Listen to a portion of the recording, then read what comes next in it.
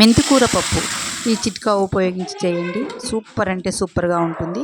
ఇందుకోసం ఒక కుక్కర్ తీసుకొని నెయ్యి కానీ ఆయిల్ కానీ వేసుకొని శుభ్రం చేసుకున్నటువంటి మెంతికూరను వేసుకోవాలి. ఇక్కడ నేను 4 కట్టల బేబీ మెంతికూర తీసుకున్నాను. ఈ మెంతికూర బాగా వేగిన తర్వాత టేస్ట్ తగ్గట్టు టమాటాలు వేసుకోవాలి.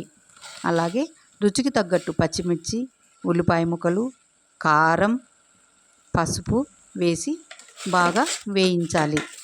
ఇవి వేగిన తర్వాత మనము అరగంట నానబెట్టుకున్నటువంటి కందిపప్పును వేసుకోవాలి. కొద్దిగా చింతరసాన్ని కూడా వేసుకోవాలి. తర్వాత తగినన్ని వాటర్ వేసి బాగా కలిపి కుక్కర్ మూత పెట్టి ఒక 3 విజిల్స్ రానివ్వాలి. చూద్దాం, విజిల్ చల్లారిపోయింది. ఇప్పుడు మనం పప్పు గుత్తి తీసుకొని పప్పును ఎనుపుకోవాలి. రుచికి తగ్గ ఉప్పు కూడా వేసుకొని పప్పుని మెత్తగా ఎనుపుకొని సైడ్కి పెట్టుకోవాలి.